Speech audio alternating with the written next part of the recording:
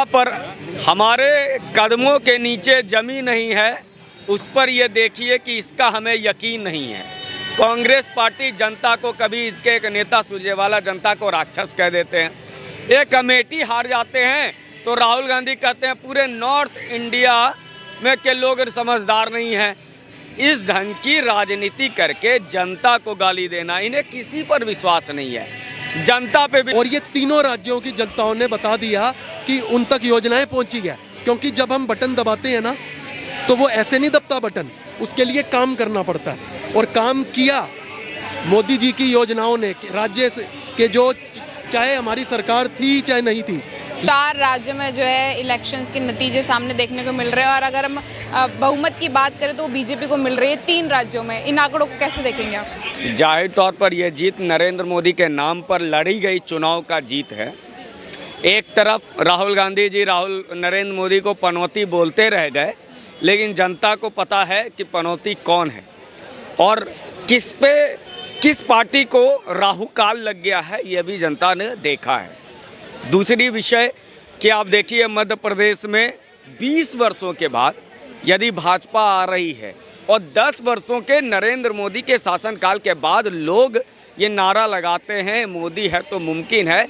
यह नारा 6 वर्ष पूर्व दिया गया था भाजपा के द्वारा, तो 6 वर्षों पर से लगातार अनवरत मोदी है तो मुमकिन है, ये जो भावना देश की जनता में है, इसका ये प्रतिफल है कि 4 में से 3 राज्यों में भाजपा आ रही है। वहीं पर तुष्टीकरण की पराकाष्ठा थी राजस्थान की सरकार, वहाँ पर भी यदि भाजपा आ रही है और भ्रष्टाचार जो भाजपा ने एक बड़ा मूल मंत्र बनाया था, लाख ये लोग सीबीआई ईडी चिल्लाते रह गए विपक्षी, लेकिन देश की जनता को लगता है कि भ्रष्टाचार का पर्याय बन चुकी हैं ये विपक्षी पार्टियां, और इससे अगर हमें इजाज़त दिला सकता है तो वो मोदी दिला सकता है। इसीलिए मोदी के बात पे भरोसा और विपक्ष के बातों को नकार दिया गया। परिणाम ये होता है कि 4 में से 3 राज्यों में भाजपा की सरकार आ जाती है।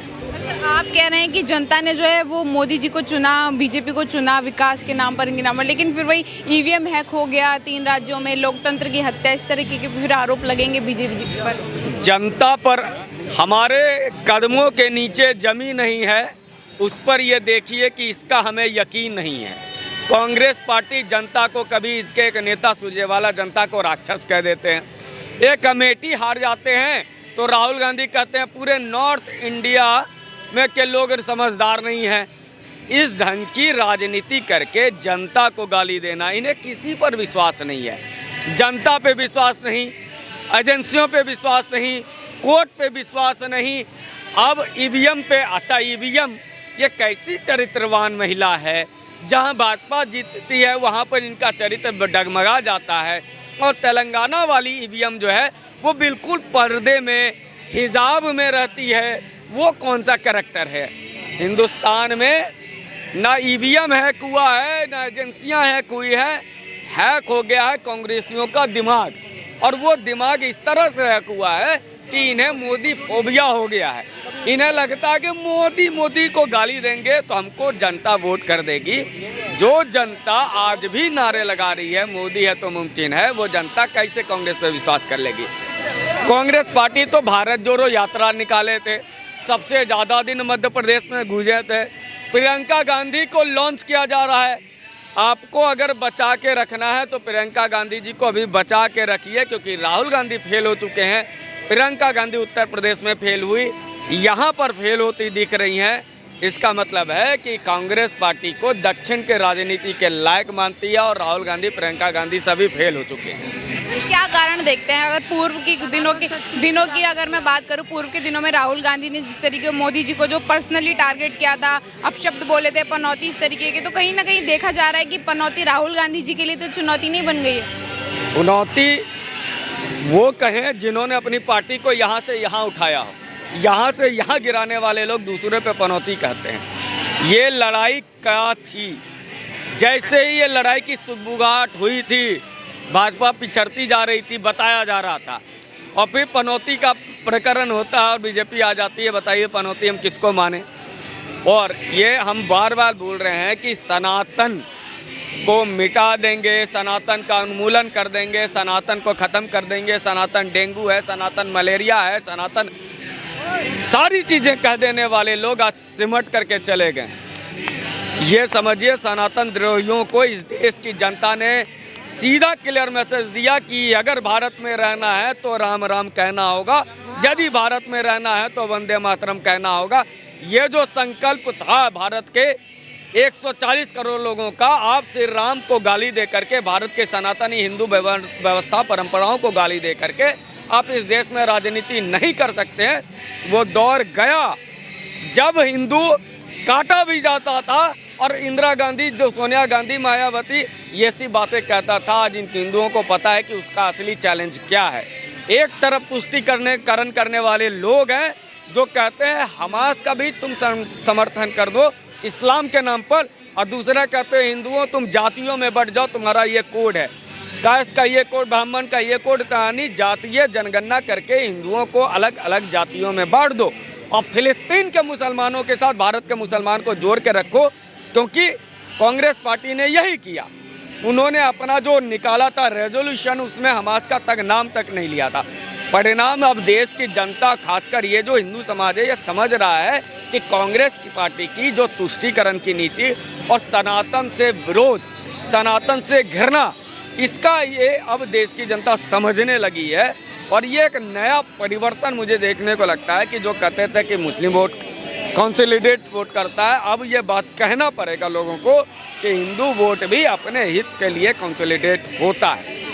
सनातन को लेके आपने बात करी है, तो जो आचार्य प्रमोद जी हैं वो ऐसे भी बोलते हैं कि कांग्रेस को जो है सनातन का श्राप लगा है, तो उनके शब्दों को आप किस तरीके से देखते हैं? उन्होंने, वो प्रियंका गांधी के गुरु रहे हैं, राजनीतिक गुरु। उन्होंने बहुत दिन पहले ही कहा था कि कांग्रेस के अंदर कई ऐसे नेता हैं जिनको हिंदू शब्द से नफरत है, और ये सच्चाई भी है। अरे कांग्रेस सरकार 2004 में बनती है, 2005 में ये राम सेतु तोड़ने लगने जाते हैं, उसके बाद ये सुप्रीम कोर्ट में जाकर के श्री राम के अस्तित्व को नकारने लगते हैं, उसके बाद राम भक्तों को गोली चलाने वालों के साथ खड़े हो जाते हैं।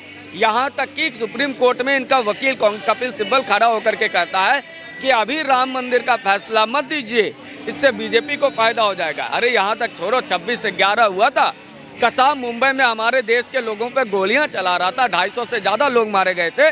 उस समय भी ये लोग क्या कर रहे थे कि नहीं हमको पाकिस्तान पे अटैक नहीं करेंगे, भारत के मुसलमानों के प्रति गलत मैसेज जाएगा, भाजपा को गलत फायदा होगा।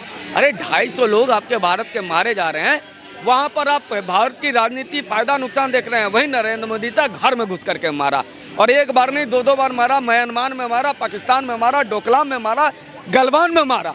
ये जो नया भारत है ना, ये मारेगा। और हमारे यहाँ डिफेंस मिनिस्ट्री पहली बार ऑफेंस मिनिस्ट्री के रूप में सामने आया है, और यही भारत का था कि हम छेड़ेंगे नहीं, लेकिन अगर छेड़ोगे तो हम हिंदू को उस तक करके मारेंगे। आखिरी सवाल मैं लेना चाहूँगी अमित सर, अगर मतलब जो ये 3 राज्यों में जो बीजेपी की जो प्रचंड बहुमत होने जा रही है, आने वाले चुनाव में 2024 के चुनावों में जो है, क्या लग रहा है मोदी जी के लिए जो दरवाजे हैं, जो जीत के दरवाजे और ज़्यादा खुल चुके हैं? निश्चित तौर पर खुल चुके हैं, क्योंकि अगर ये 4 राज्यों का अगर आप देखेंगे, 4 राज्य मोदी के नाम पे लड़ा गया।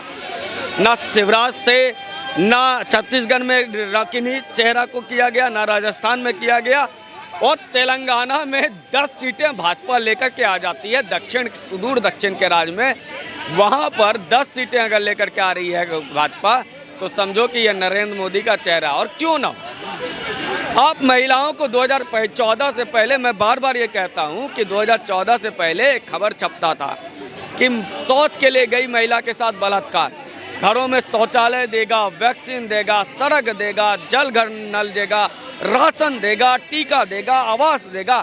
वो मोदी जो DBTL योजना लाएगा, वो मोदी जो आत्मनिर्भर भारत बनाने की बात करेगा, वो मोदी जो छोटे छोटे शहरों में भी यातायात के लिए एयरपोर्ट देगा, एम्स देगा, IIM देगा, IITs देगा, मेडिकल कॉलेज बढ़ाएगा, तो आप समझिए कि उसके साथ जनता क्यों नहीं खड़ी होगी।